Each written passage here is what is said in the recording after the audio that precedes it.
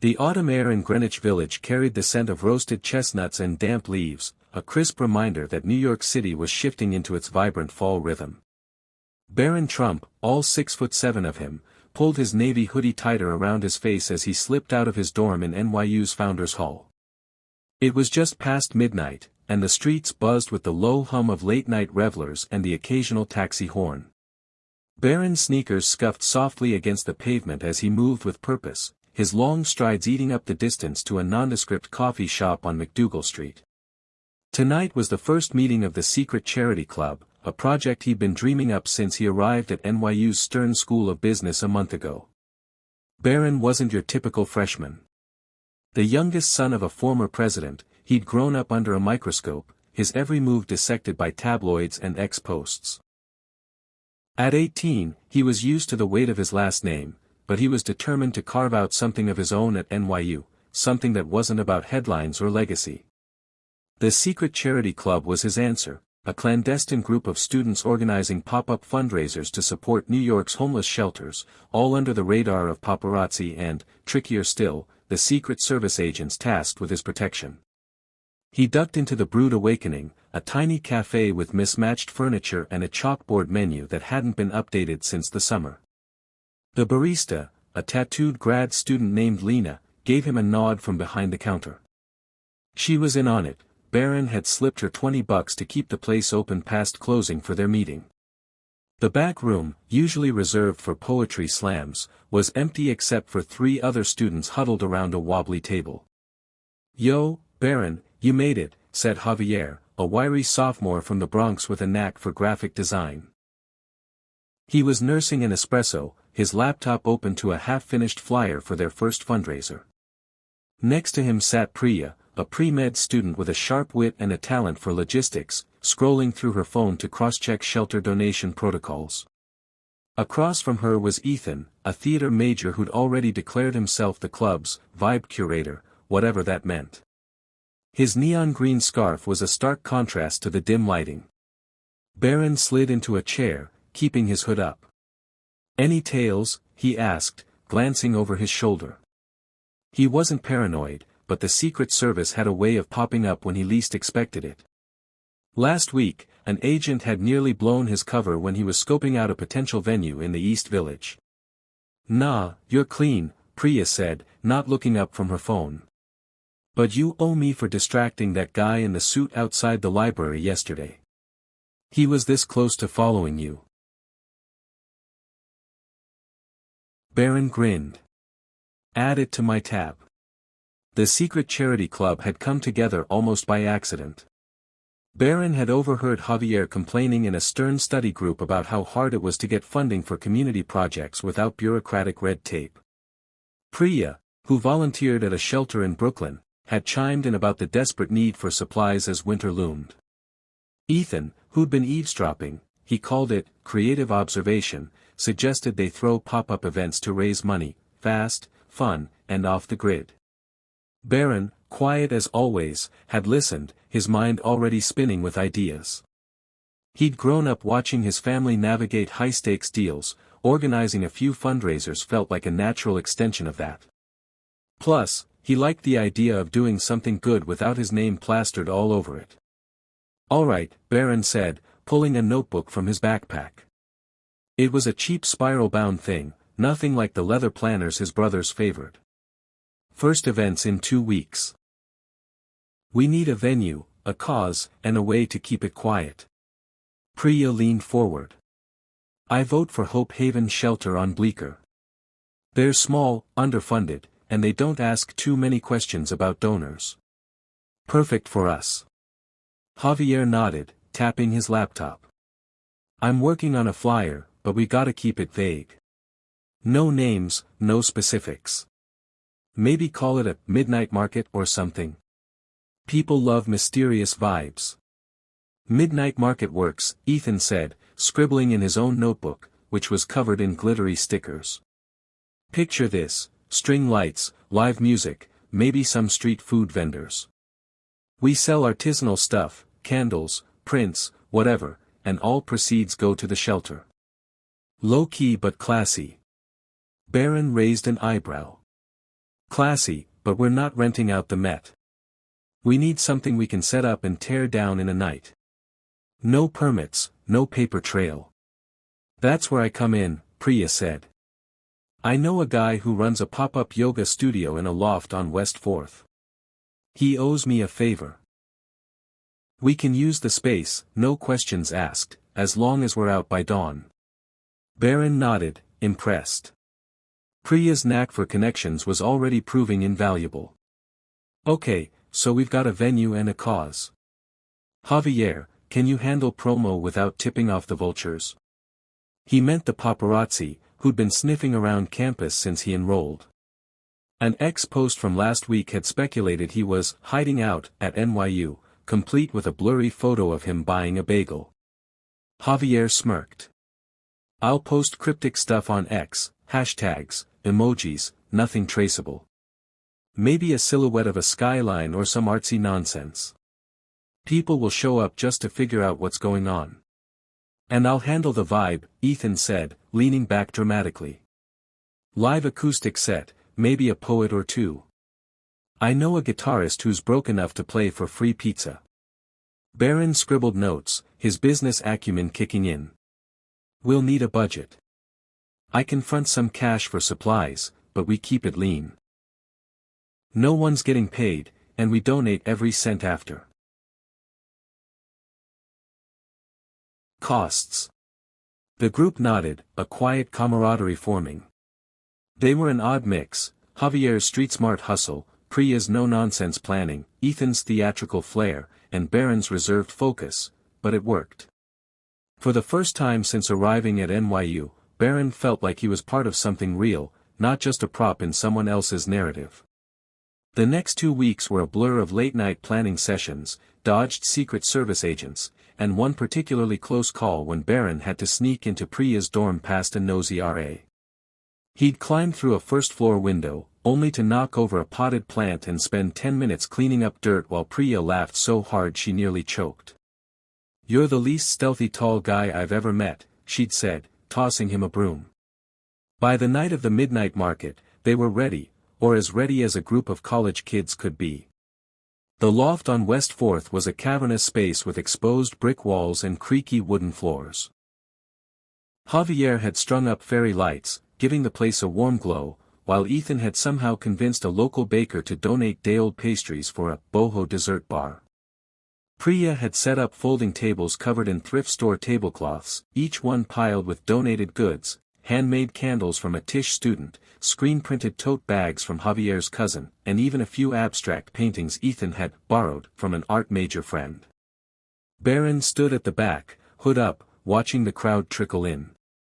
Word had spread through ex-posts and whispered invites, just vague enough to draw a curious mix of NYU students, village locals, and a few hipsters chasing the next underground event. The guitarist Ethan had promised was strumming a mellow cover of a Fleetwood Mac song, and the air smelled of cinnamon and coffee. So far, no paparazzi. No Secret Service. Just a room full of people buying overpriced candles for a good cause. Priya sidled up to him, holding a clipboard. We've sold half the inventory already. At this rate, we'll clear $2,000 for Hope Haven. Barron nodded, a small smile tugging at his lips. Not bad for a first try. Not bad. Dude, this is a hit. She nudged him. You gonna mingle or just lurk like a giant shadow? He shrugged. Lurking's my thing. But he didn't lurk for long. A group of shelter volunteers arrived, including a woman named Maria who ran Hope Haven's outreach program. She was in her 50s, with a no-nonsense demeanor and a warm smile that made Barron feel instantly at ease. He introduced himself as B, keeping his last name out of it, and listened as Maria talked about the shelter's needs, blankets, toiletries, winter coats. For the first time, Barron felt the weight of what they were doing. This wasn't just a college project, it was real people, real lives. You're doing good work, B, Maria said, patting his arm. Most kids your age don't even think about folks like ours. Barron ducked his head, embarrassed. Just trying to help. The night wasn't without its hiccups. Ethan's poet friend got a little too avant-garde, reciting a piece about capitalist decay that cleared out half the room. Then a drunk grad student spilled coffee on a stack of tote bags, forcing Javier to improvise a distressed aesthetic sales pitch. But by 3 a.m., when they started packing up, the cash box was stuffed, and Barron's phone buzzed with a text from Priya, "We did it. $2,500 for Hope Haven. You're all right, Trump." He grinned, then froze as a flash went off outside the loft's window. Paparazzi. He cursed under his breath, grabbing his backpack. "Time to go," he muttered, slipping out the back door with Javier covering for him. The Secret Service would have a field day if they knew he'd been out past curfew, let alone running an unsanctioned event. Over the next few months, the secret charity club became a quiet legend at NYU. They held midnight markets every few weeks, each one in a new location. A rooftop in the East Village, an abandoned bookstore on St. Mark's, even a laundromat in Chinatown that Priya's cousin owned.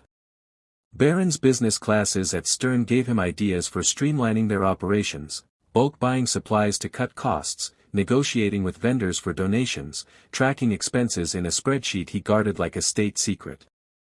Javier's ex-posts grew more cryptic, turning the events into a scavenger hunt for the city's cool kids. Ethan's vibe curation leaned harder into performance art, with one memorable night featuring a mime who raised $200 just by standing still. Priya kept them grounded, ensuring every dollar went to shelters like Hope Haven, which started sending thank you notes addressed to the Midnight Crew. Barron's favorite part, though, was the drop-offs. He'd go with Maria to deliver supplies, listening to her stories about the people they helped. A veteran who'd lost his job, a single mom starting over, a kid not much younger than Barron who'd aged out of foster care. He never said much, but he listened, his quiet presence a contrast to the larger-than-life persona the media painted. One night, as they unloaded blankets at Hope Haven, a man named Carl, who'd been staying at the shelter, grabbed Barron's hand.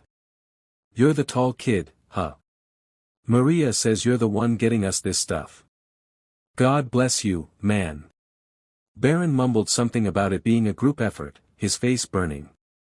He wasn't used to gratitude, not like this. At home, praise had always come with strings, expectations, agendas. This was different. This was real. Of course, staying under the radar wasn't easy. The paparazzi were relentless, especially after an ex-post went viral with a grainy photo of Barron at a midnight market, captioned, "Is Barron Trump NYU's secret philanthropist?" The Secret Service wasn't thrilled either. One agent, a gruff guy named Mike, cornered Barron outside his dorm after a late-night planning session. "You gotta tell us where you're going, kid," Mike said, arms crossed. "I don't care if you're saving the world. My job's to keep you alive." Barron sighed. "I'm just hanging out with friends." Mike raised an eyebrow. "Friends who throw charity raves at 2 a.m. Yeah, okay." Barron worked out a deal. He'd text Mike a vague location for each event, and Mike would stay a block away, no questions asked. It wasn't perfect, but it gave Barron enough freedom to keep the club going. By spring, the secret charity club had raised over $15,000 for New York's shelters, a number that stunned even Priya. They'd expanded to 3 shelters, including one in Harlem that specialized in youth services. Barron had started opening up more, joking with Javier about his terrible taste in music or letting Ethan drag him into an impromptu dance-off at a fundraiser. He was still the quiet one, the guy who preferred the shadows, but he was starting to feel like he belonged. The final event of the semester was their biggest yet. A midnight market in a warehouse near the Hudson River, with live music, food trucks, and a silent auction of donated art. The crowd was huge, nearly 200 people, and Barron couldn't help but feel a swell of pride as he watched Priya count the cash box, Javier high-five Ethan, and Maria hug every volunteer in sight. Then it happened. A flash from the crowd, then another. Paparazzi had slipped in, disguised as hipsters. Barron's stomach dropped as a reporter shouted, "Barron! Is this your charity? What's the deal with the secret club?" The room went quiet, all eyes on him. For a moment, he wanted to bolt, to disappear into the night like he always did. But then he saw Priya's steady gaze, Javier's encouraging nod, Ethan's dramatic thumbs up. He took a deep breath and stepped forward, hood still up but his voice clear. "It's not about me," he said, loud enough for the crowd to hear. "It's about the shelters. It's about the people who need help. That's all you need to know." The reporter tried to push, but the crowd wasn't having it. Someone started chanting, "Midnight Crew," and soon the whole warehouse was cheering, drowning out the questions. Barron slipped to the back, heart pounding, but for the first time, he didn't feel like hiding. The next morning, X was ablaze with posts about the NYU mystery benefactor, but Barron didn't care. The secret charity club had done what it set out to do, help people, no strings attached. As he sat in his dorm, sipping coffee and scrolling through thank you texts from Maria, he realized something. He wasn't just Barron Trump, the former president's son. He was B, the guy who'd climbed through a dorm window, who'd laughed with his friends at 3 a.m., who'd made a difference in a city that didn't owe him anything. The secret charity club would go on, he decided. Maybe next semester they'd branch out, hit Brooklyn or Queens. Maybe they'd get caught again, or maybe they'd stay in the shadows. Either way, Barron was ready. He'd found his place, not in the spotlight, but in the quiet. The morning after the warehouse midnight market, Barron woke to a phone buzzing like an angry hornet. He groaned, rubbing sleep from his eyes, and squinted at the screen. A group chat with Javier, Priya, and Ethan was exploding with notifications. Javier had sent a screenshot of an X post with over 10,000 likes, a blurry photo of Barron at the event, captioned, "NYU's secret philanthropist unmasked, Barron Trump's underground charity empire." Below it, Priya had typed, "We're screwed." Ethan, predictably, responded with a string of laughing emojis and, "We're famous, babies." Barron sighed, tossing the phone onto his dorm bed. Fame was the last thing the secret charity club needed. It was late April, and the spring semester at NYU was winding down. The secret charity club had raised over $15,000 for New York's homeless shelters in just a few months, a feat Barron still couldn't quite wrap his head around. But the viral X post changed everything. By noon, reporters were camped outside Founders Hall, and a particularly persistent TMZ stringer had tried bribing the dorm security guard for Barron's class schedule. Worse, the Secret Service was tightening the leash. Mike, Barron's primary agent, had left a voicemail that was equal parts exasperation and warning, "Kid, you're making my life hell. Meet me at 3 p.m. We're setting ground rules." Barron slipped out the back entrance of the dorm, hood up, and headed to Washington Square Park to meet the club.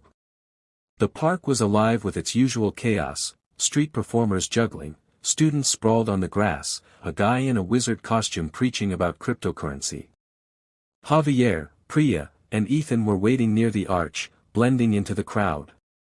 Javier was sketching on his tablet, Priya was sipping an iced coffee, and Ethan was practicing what looked like interpretive dance moves, earning a few curious glances.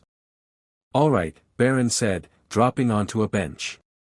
"We've got a problem." "No kidding," Priya said, holding up her phone. "The Post just ran a piece calling you the Robin Hood of Greenwich Village. They're saying you're funneling Trump family money into secret charities. It's nonsense, but it's trending." Javier snorted. "Robin Hood? Man, they're reaching. You're more like tall Batman." "Focus," Barron said, though he couldn't suppress a grin.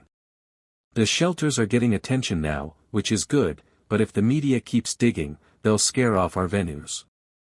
No one wants paparazzi crashing their loft."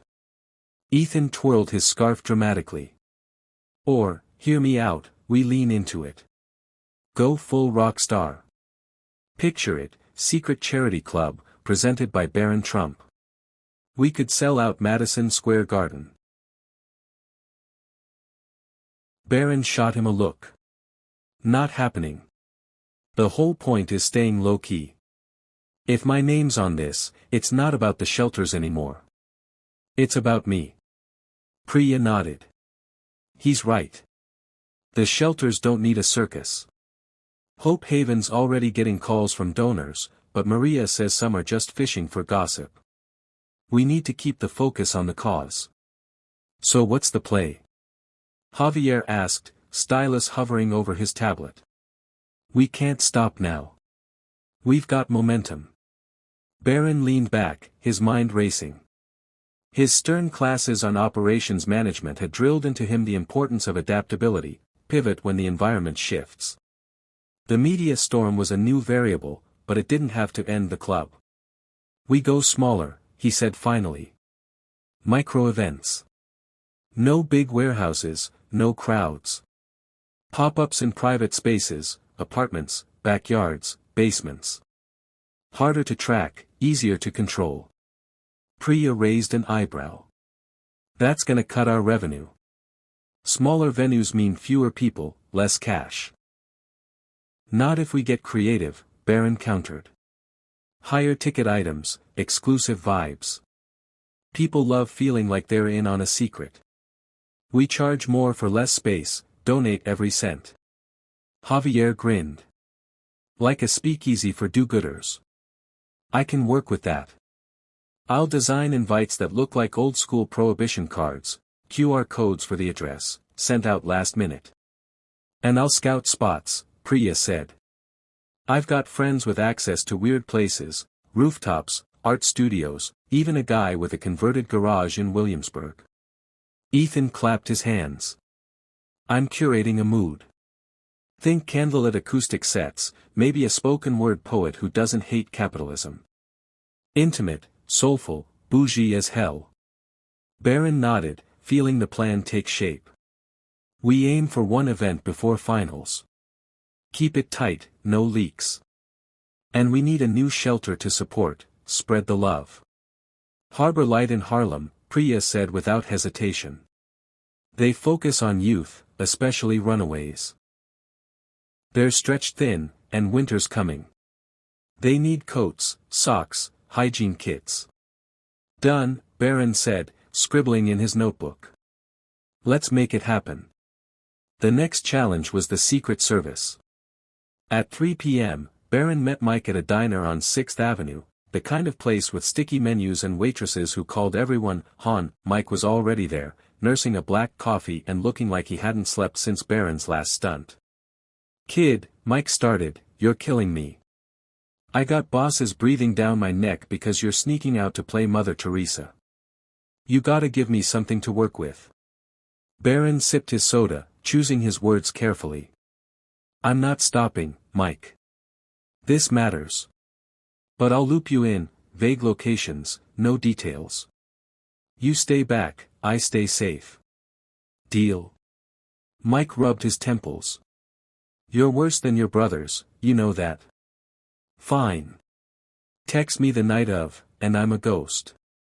But if I see one paparazzi flash, I'm pulling you out. Fair, Barron said, relieved.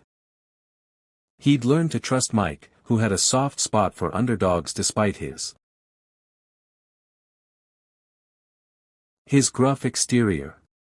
It helped that Barron had slipped him a box of donuts last week as a peace offering. With the Secret Service placated, the club got to work. Priya secured a venue, a cramped but cozy art studio in Bushwick owned by a painter friend who was out of town for the semester. Javier designed digital invites that looked like vintage train tickets, complete with a cryptic tagline, "Board the Midnight Express for a cause." Ethan recruited a singer-songwriter from Tisch who agreed to perform for free in exchange for exposure, and Barron crunched the numbers, budgeting for premium items like handmade jewelry and limited edition prints to justify a $50 entry fee. The night of the event, Barron felt a familiar mix of nerves and excitement. The studio was tucked behind a bodega, accessible only through an alley gate, a perfect hideout. Javier had draped the walls with black fabric and fairy lights, creating a speakeasy vibe. Priya had set up a small table with donated goods, including a stack of zines from a local artist and a few vintage jackets she'd scrounged from thrift stores. Ethan's singer, a soft-spoken junior named Lila, was tuning her guitar in the corner, her voice already drawing a small crowd of early arrivals. Barron stayed in the shadows, hood up, watching the room fill. The guest list was capped at 30, carefully curated through word of mouth and Javier's ex-whispers. The crowd was a mix of NYU students, local activists, and a few curious hipsters who'd caught wind of the exclusive event. No cameras, no phones, a rule Priya enforced with a glare that could stop traffic. Halfway through the night, Maria from Hope Haven showed up with a new face, a teenager named Jamal, who'd been staying at Harbor Light. Priya had invited them to share the shelter's story, and Barron found himself drawn to Jamal's quiet intensity. The kid was 16, with a quick smile but eyes that had seen too much. He told the crowd about running away from a bad home, finding Harbor Light, and how a simple pair of gloves had kept him from frostbite last winter. "People think you just need food," Jamal said, his voice steady. "But it's the small stuff, socks, a toothbrush, a coat, that makes you feel human again." The room was silent, then erupted in applause. Barron felt a lump in his throat, his usual reserve cracking. He slipped over to Jamal after the talk, offering a fist bump. "You're brave, man. Thanks for sharing that." Jamal shrugged, but his smile widened.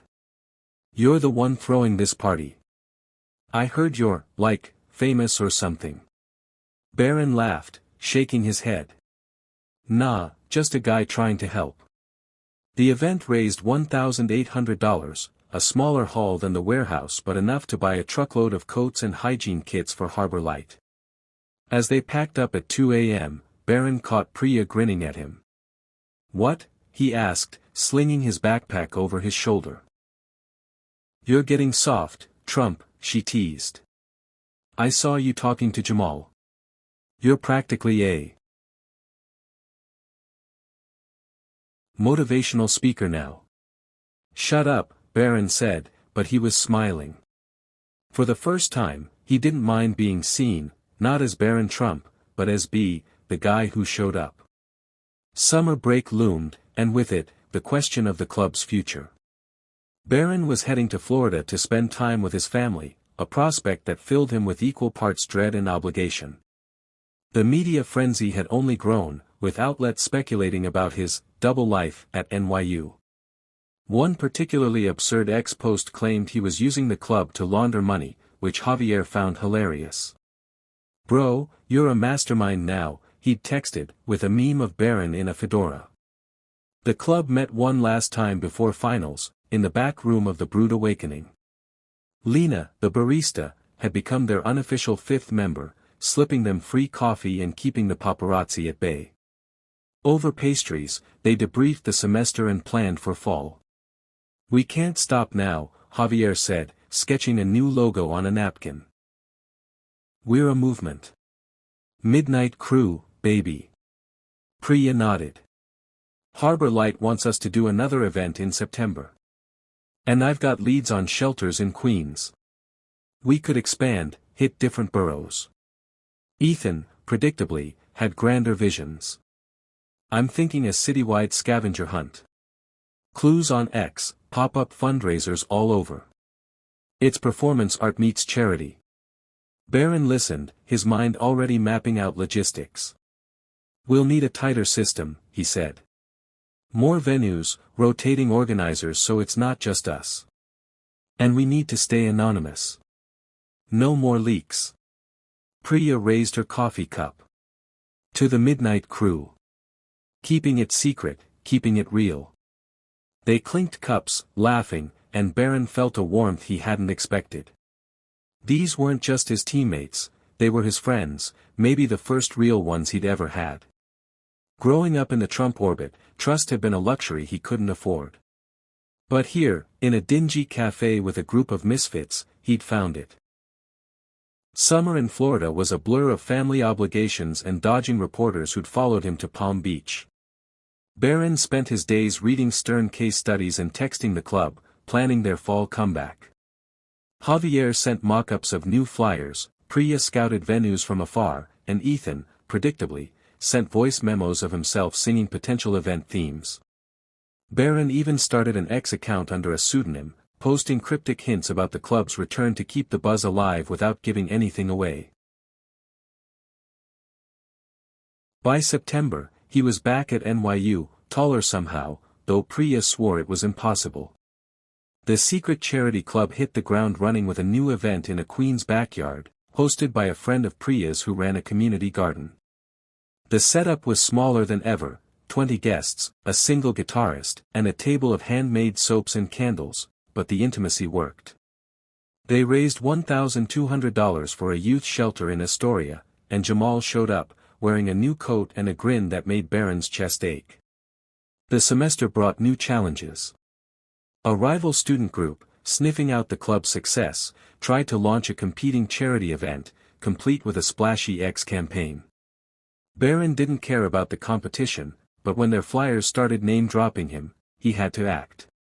He called an emergency meeting, and the club decided to go dark for a month, letting the buzz die down. It was a risky move, but Barron's business instincts told him timing was everything. They used the break to plan their biggest project yet, a citywide series of micro-events on the same night, each in a different borough, coordinated like a military operation. The Midnight Blitz, as Ethan dubbed it, was a logistical nightmare.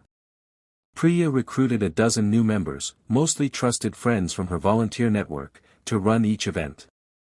Javier designed a unified aesthetic, black and gold invites, each with a unique QR code. Barron handled the budget, securing donations from local businesses under the table to avoid attention.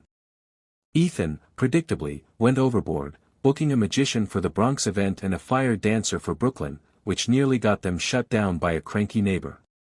The night of the Blitz, Barron bounced between venues, a ghost in his hoodie, checking in with organizers and dodging the occasional curious glance. In Manhattan, a rooftop event raised $2,000 for Hope Haven. In Queens, a basement poetry slam brought in $1,500 for a women's shelter.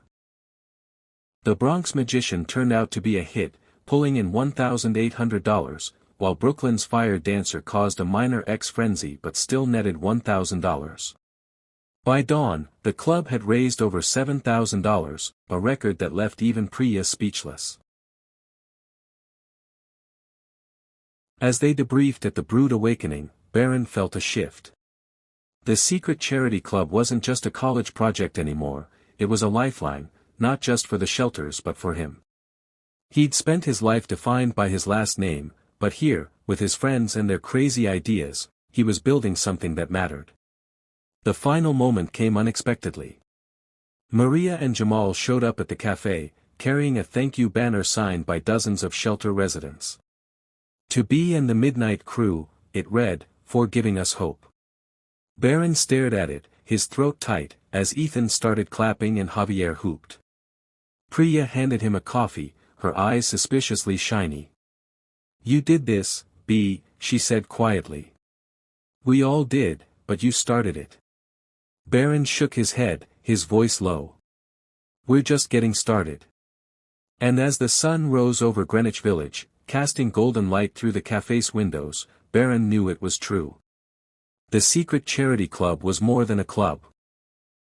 It was a promise, one he'd keep no matter how many paparazzi or Secret Service agents tried to stand in his way.